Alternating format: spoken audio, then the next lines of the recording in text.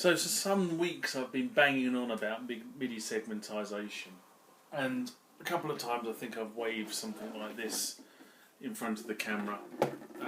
I know I did this morning when I was recording my weekly rant. So what I thought I'd do is I'll do a quick video which tries to explain what I'm talking about when I'm talking about MIDI segmentation. So I hope this helps.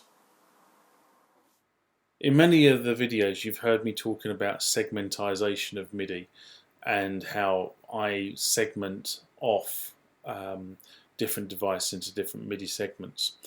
And in order for that to work, you have to have some device that allows you to segmentize your MIDI.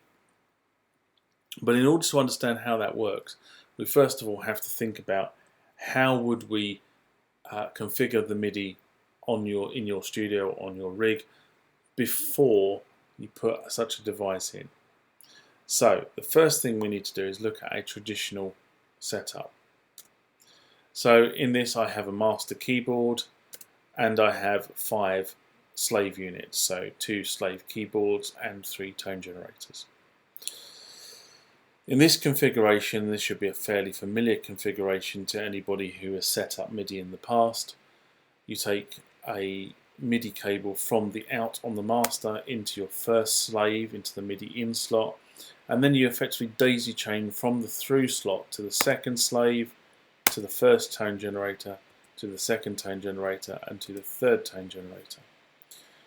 The reason why this configuration is not the best configuration is that by the time you get to your 5th tone generator, or 5th device in this case, which happens to be your JV280, the signal to get there has actually gone through 4 other devices. Each one of those devices can produce latency on the signal. Now that might not be enough to be heard, so your ear might not catch it. However, if you carry on daisy chaining like this, you will start to find there will be a distinct degradation in the quality of the MIDI that's being transmitted, and therefore the devices at the end of that MIDI chain will be triggering later than the devices at the beginning of the MIDI chain. You also have to look at things like, in this example, a Yamaha DX7. Now a Yamaha DX7 really wants to work in omni mode in terms of MIDI, i.e. it receives on all 16 channels. So in this configuration, if my MIDI master was pumping out different note information, different MIDI information on channels 1, 2, 5, 6 and 8 for argument's sake, the DX7 might be picking up all that information on every single one of those channels. Okay, you might have the slave 1, the D70 to configure to receive only on 1, the tone generator is only set up to configure on to respond on specific channels, but the DX7 will respond to all of them. It rather defeats the object, and in truth you might want to put the DX7 at the end of the line anyway. But I've set it up like this just so that you get an idea of what I'm talking about. So then we move on to putting a patch bay into your configuration. So we start with the same master keyboard, then we have our patch unit and the same 5 slave devices. However, the notable difference here is that we don't route from the master keyboard to the first slave. We route from the master keyboard to the patch unit. And then we run a feed from one of the patch units out to each of the ins on the first slave, the second slave, the first tone generator, the second tone generator, and the third tone generator. This means that my Roland JV80, which in the last example was 5th in the chain of MIDI, is now effectively 1st stroke 2nd, because obviously the MIDI's had to go through the MIDI patch unit. However, all the MIDI that is arriving at each one of the slave devices is arriving at the same time. I also at this point can choose which channels I'm routing from my MIDI master to my slave units. So I can effectively say on the master I want to route channel 2 to slave 1, channel 3 to slave 2, channel 5 to the tone generator, the first tone generator, 6 to the second, 8 to the third. Okay, I can do that with my patch unit, which means that if I have something like the Yamaha DX7 configured in Omni mode, it's only going to respond to the information on channel 3, for argument's sake here, because only the information on channel 3 is being routed to it. So it's in its own segment. Okay, so each one of these devices is effectively in its own MIDI segment.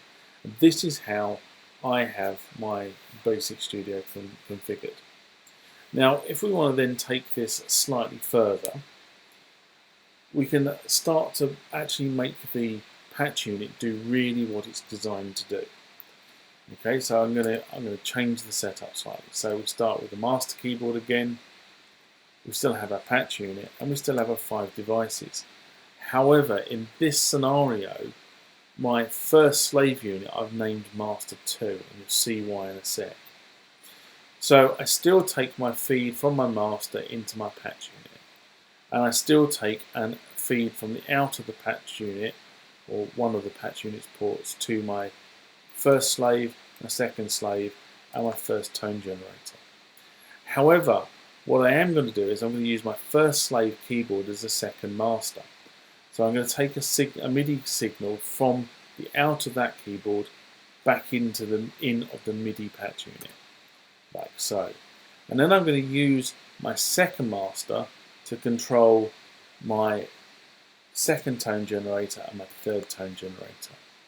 So here you can see the patch unit is now routing signals from my master keyboard to 3 of the sound sources, and then I'm using my second master keyboard to control the other 2 master units. This is the whole concept between the segmentation of your MIDI. It allows you to do this sort of thing. You can have, the MIDI patch unit here, the A880, actually has 8 in. So I can have 8 controller units to control 8 sound generation sources. In reality, you very rarely have the same number of MIDI ins on a patch unit connected as you would have on a MIDI out. It's quite easy to have 8 different sound sources on a MIDI patch unit and only 1 or 2 master keyboard or master trigger units. This configuration would also work if you had a sequencer. So you can actually have the sequencer being recorded as one of the MIDI outs to the sequencer, and then actually the playback from the sequencer going to a MIDI in and then routing to various devices that way. So I hope that sort of makes this clear, why you want to have a MIDI patch unit in your studio or in your rig to help you control the MIDI signals floating around.